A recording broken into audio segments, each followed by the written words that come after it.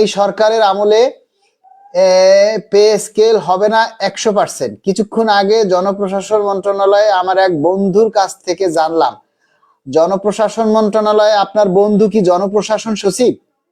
Pay কমিশনে তাদের report গুছিয়ে দিয়ে যাবে পরবর্তী সরকারের জন্য। তার মানে যেই লাউ সেই কদু, তার মানে এই সরকারি পে স্কেল দিবে, কারণ পরবর্তী সরকার আসতে আরো 2 বছর লাগবে।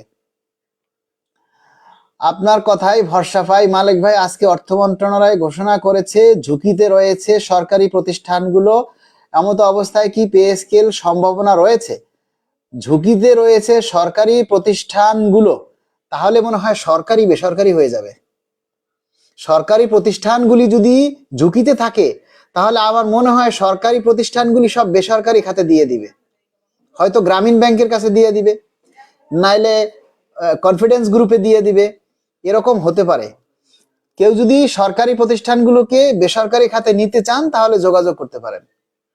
ঠিক আছে, সরকারি প্রতিষ্ঠানগুলি ঝুঁকিতে আছে, তার মানে কি সচিবালয় ঝুঁকিতে আছে, অর্থ মন্ত্রণালয় ঝুঁকিতে আছে, তাই না? রেলপথ মন্ত্রণালয় ঝুঁকিতে আছে, তারপরে পানি উন্নয়ন, যত প্রতিষ্ঠান আছে সব এখন ঝুঁকিতে। আমরাও ঝুঁকিতে আছি, আমরা পে স্কেল পাই না। ঠিক আছে, এই সমস্ত বাজে মন্তব্য আপনারা কিভাবে করেন আর কিভাবে এই সমস্ত বাজে কথা বিশ্বাস করেন আমি বুঝি না। যারা আমাদের নিজের দাবিগুলি বাস্তবায়ন করতে চাই, আমরা আসলে কতটা সোচ্চার। আমরা সবাই কিন্তু অনেকেই আপনারা বিরক্ত হয়ে গেছেন, চুপ হয়ে গেছেন। আমরা বুঝি যে বিরক্ত হওয়ার একটা কারণ আছে, কিন্তু আমরা যদি এখন রাগ অভিমান করে বিরক্ত হয়ে যাই আর নিজের দাবির কথাগুলি প্রচার না করি, নিজের অধিকারের কথাগুলি যদি এখন আমরা তুলে না ধরি, তাহলে দেখবেন দিন শেষে ক্ষতিটা কিন্তু আমাদেরই। আমরা কিন্তু তখন নিজের হাতে নিজেদের ক্ষতি করলাম। আমরা সারা বছর আন্দোলন করলাম, আর এখন বাস্তবায়নের পূর্ব মুহূর্তে এসে যদি আমরা আমরা এই প্রচারণার কাজে ঢিলা দিয়ে দেই, তাহলে কিন্তু নিজেদের নিজেদের ক্ষতি নিজেরা করলাম। আমরা এখন ইদানিং দেখতে পাচ্ছি যে সোশ্যাল মিডিয়ায় আমাদের এই পে স্কেলের প্রচারণা একবারে নাই বললেই চলে। আমরা বিভিন্ন জেলা উপজেলায়, প্রতিটি থানায়, উপজেলায়, দপ্তরে, প্রতিটা জায়গায় কিন্তু আমরা ব্যানার দিয়ে পে স্কেলের দাবির ব্যাপারে আমরা মৌন সম্মতি জানাতে পারি। আমরা বিভিন্ন জেলা উপজেলায় বিভিন্ন জায়গা থেকেই কিন্তু আমরা সবাই মিলে পে স্কেল নিয়ে কথা বলতে পারি। যার যার জায়গা মতো, যার যার সুবিধা মতো আমরা চেষ্টা করতে পারি। আমাদের দাবির কথাগুলো কিন্তু অব্যাহত রাখতে হবে। আপনারা যতই রাগ করেন, যতই অভিমান করেন, তাতে কিন্তু দিন শেষে আপনাদের নিজেরই ক্ষতি, আমাদের নিজেদেরই ক্ষতি, তাই না? এখন যদি আমরা অভিমান করে আমরা প্রচারণা দাবির কথাগুলি বলা বন্ধ করে দেই, তাহলে কি হবে? সরকারের তো কোনো ক্ষতি নেই, যারা উচ্চ পর্যায়ে চাকরি করে তাদের তো কোনো লস নেই। দিন শেষে লসটা কিন্তু আমাদেরই। সরকারি চাকরি করে আমরা কারো পদত্যাগ চাইতে পারি না। আপনার চাকরিটা তো আগে থাকতে হবে, তাই না? আপনি এমন কোনো কাজ করা যাবে না যাতে আপনার নিজের উপরে আঘাত আসে। এমন কোনো কিছু আপনারা করবেন না যাতে আপনাদের চাকরির উপরে ক্ষতি হয়, তাই না? পে স্কেল যদি নাও হয়, চাকরিটা যদি থাকে, তাও তো আমরা চলতে পারবো, তাই না?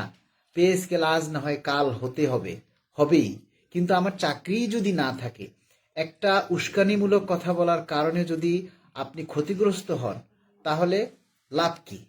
আমরা চাকরি করে প্রজাতন্ত্রের কর্মচারী হয়ে আমরা কখনো প্রজাতন্ত্রের কারো পদত্যাগ চাইতে পারি না। এটা আইন শৃঙ্খলা পরিপন্থী, এমন কোনো কিছু করা যাবে না। আমরা বলছি না যে, দেখেন, অনেকেই আমাদেরকে বলেন যে ভাই আপনি নরম হয়ে গেছেন, চুপ হয়ে গেছেন। এটা আসলে ঠিক না। সব সময় গরম হয়ে কোনো কিছু আদায় করা যায় না। নরম ভাবেও অনেক কিছু আদায় করা যায়, ভদ্রভাবে সুন্দর ব্যবহার দিয়েও অনেক কিছু আদায় করা যায়। আমরা চেষ্টা করছি, আমাদের চেষ্টা দেখুন, আমরা কিন্তু চেষ্টায় কম করছি না, আমরা কিন্তু বসে নেই। আমরা আমাদের মতো করে আমরা যার যার জায়গায় থেকে আমরা কিন্তু চেষ্টা চালিয়ে যাচ্ছি, তাই না?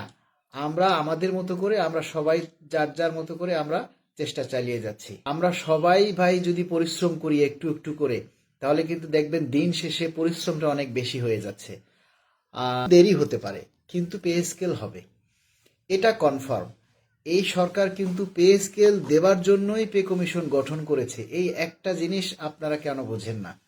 আচ্ছা, গ্রেড সংখ্যা কতটা বা কত কি, এবং আজকে আমরা যে খবরটা যতটুকু জানতে পেরেছি, পে কমিশনের যে চূড়ান্ত রিপোর্ট সেটা কিন্তু তৈরি হয়ে গেছে। এখন সেই চূড়ান্ত রিপোর্টের ভিতরে কিছু ভুল ভ্রান্তি আছে, টাইপিংয়ে ভুল আছে, ওয়ার্ডে ভুল আছে, শব্দে ভুল আছে, কারণ যেটা গেজেট আকারে হবে সেটার ভিতরে যাতে কোনো ভুল থাকতে না পারে, সেজন্য কমিশনের সদস্যরা বারবার পার্ট বাই পার্ট প্রতিটা লাইনে লাইনে তারা পড়ে পড়ে ভুলগুলি কারেকশন করছেন। এবং এই সপ্তাহের মধ্যেই আমরা আশাবাদী যে পে কমিশন থেকে তাদের চূড়ান্ত রিপোর্ট আল্লাহ রহমতে মাননীয় প্রধান উপদেষ্টার কাছে জমা দিবেন, আমরা আশাবাদী।